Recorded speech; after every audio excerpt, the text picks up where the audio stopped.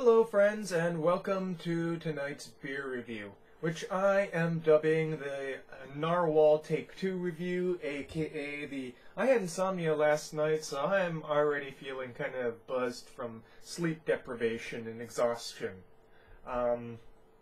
Anyways, I don't know what's up with my computer. As always, audiovisual stuff's acting up. Nothing ever seems to work right regarding technology and me. But that's another subject altogether. Tonight, of course, the subject is beer, and the beer is Sierra Nevada's Narwhal. Narwhal. Narwhal? Narwhal. Narwhal? Narwhal. Okay. So this is an Imperial Stout, otherwise known as a Russian Imperial Stout. A lot of people just call it an Imperial Stout.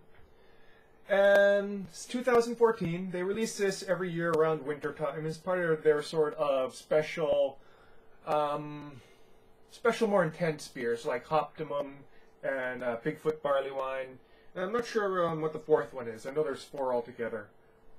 I don't usually get the fourth one. Maybe I will sometime because I'm running out of things to review. But to the label we go.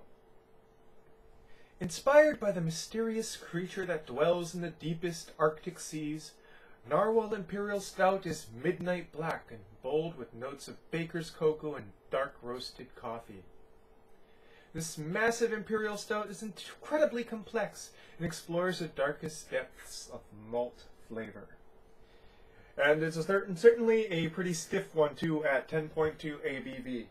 So don't have more than 2 bottles, otherwise you're going to be having a headache the next morning and probably a pretty bloated stomach, because this probably's got a hell of a lot of calories in it.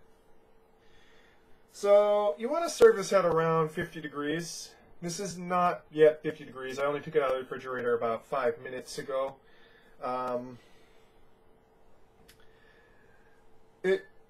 For styles like these, it really matters that you, especially for darker styles, it really matters that you get them at the precise serving temperature. Too cold usually leaves a very subpar drinking experience.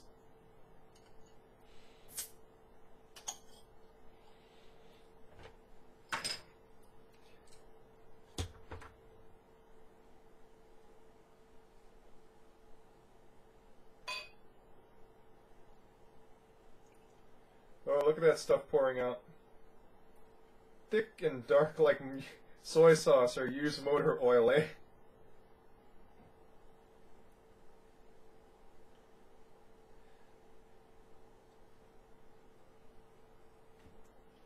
It is midnight black.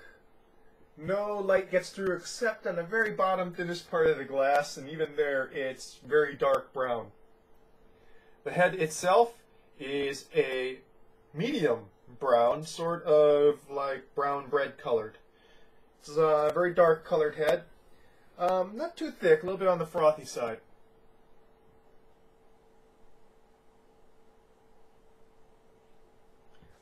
Oddly enough, the first smell I get is of cut fruit. You know, freshly cut fruit. But as you get closer to it, that's immediately replaced by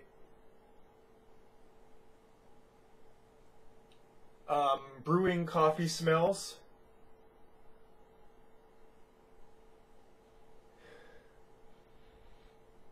And fine dark chocolate.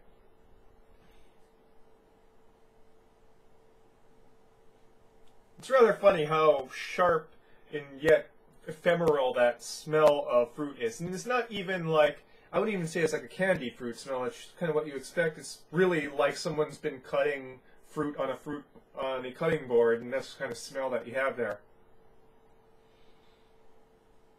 Of course, it's immediately replaced by the more characteristic smells.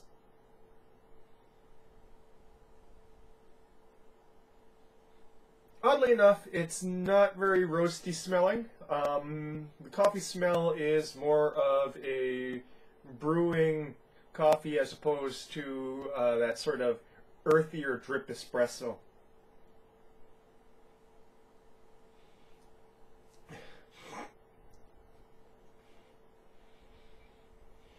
It's a little bit too cold, so it's not being as aromatic as it should be.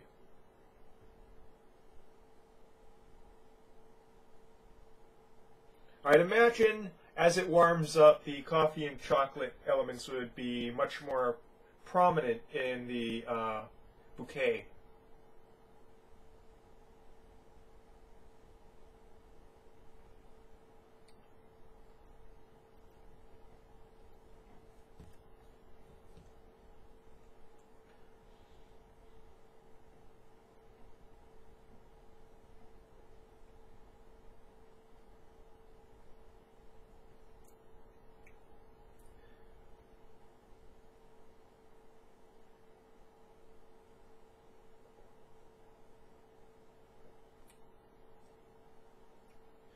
Not overly carbonated, and not super chewy either. Despite it being very dark and you saw it pouring kind of thick, it doesn't feel overly thick in the mouth. It certainly is thick relative to most other beers, but is not thick compared to the majority of Russian Imperial Stouts.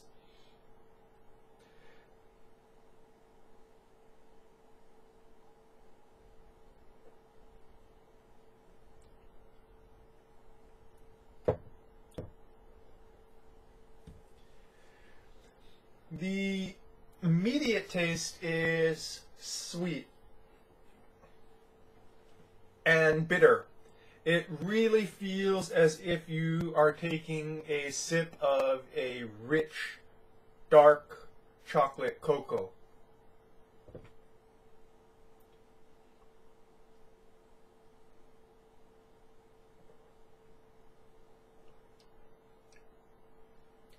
This one is fun to kind of play with in different areas of your tongue because it really tastes different in different areas of your tongue. I know the entire thing about taste buds being generated in several areas, you know, like sweet being on the tip, bitter being in the back, is a biological myth, but you certainly do get a different sensation by moving it around your mouth.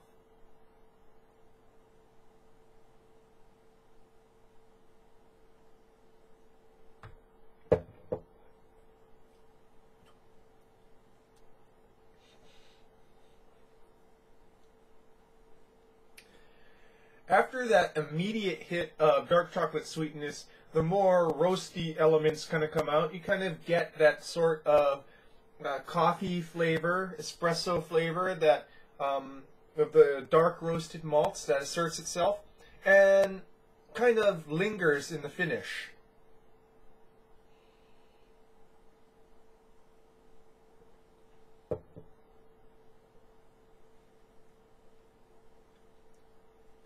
There's definitely hints of an earthy characteristic to it that's very pleasant. And I would say it's earthy in a herbaceous sort of fashion.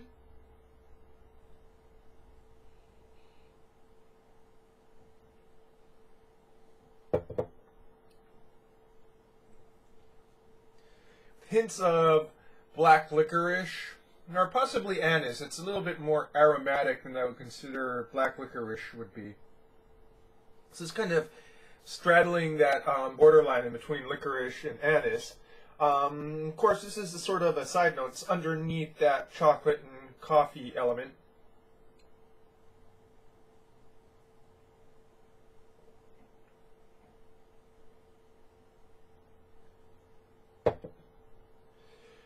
And in the sweetness, there's also hints of that chopped fruit I was talking about.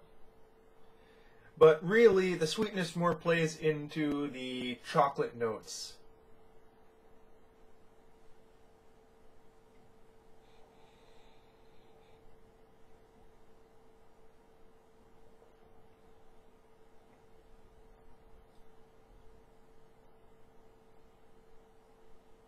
There's almost underneath the sort of bitter malt finish, it's also got a bit more of that slightly resinous hoppy finish, and it just transitions quite well from malt bitterness to the more lingering hop bitterness without one overpowering the other. You know, it's really quite deft how it's done.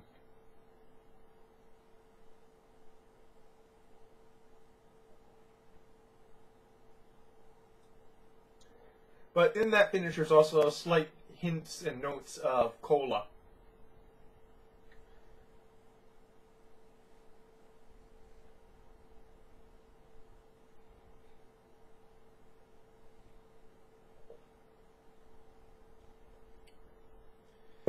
It's just nowhere near as roasty as the vast majority of Imperial Stouts would be. I don't mind that. It's certainly roasty enough for me. It's not like it's lacking that sort of roasty character. It's just not as prominent as in, say, Old Rasputin.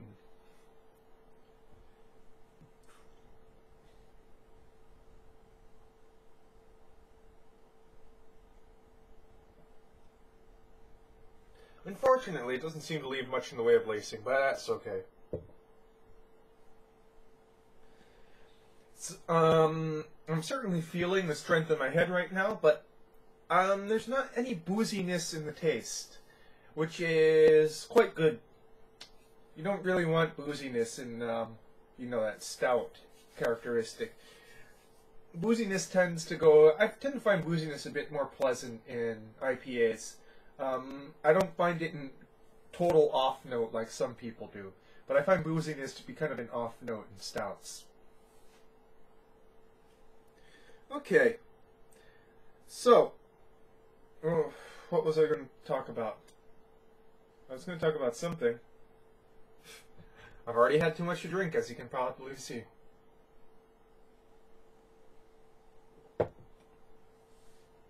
Well, anyways, I can't remember what it is I was going to rant on. Oh, yes, now I remember. So, something high ABV like this, and really is a malt showcase, is something that, with apologies to Robert Dunlap, is cellarable. In that this is something that you can place in a cool, dark place for, a year, 2, 3, not as long as wine, obviously, but, a few years, and have the taste and flavor profile and smell profile age and change over time. Some people don't like it as much as others. Some people prefer aged beer. Honestly, I've never really had a purposely aged beer. I am currently aging some beer, but I've never had an aged one yet that was meant to be aged. I've had some crap beer that's been sitting, on a shelf for years. But never something that I've intentionally aged. So this is something you can age. If there's any left on the shelf, and if I have money, which is going to be an issue for the next few months, as I mentioned before, I intend to buy another 4-pack to age. So, Narwhal. If you like chocolate, if you like coffee, if you like thick, potent beers, you can't go wrong with this, and, it's only $10 for a 4-pack. So, that's your beer review for tonight, folks. Cheers.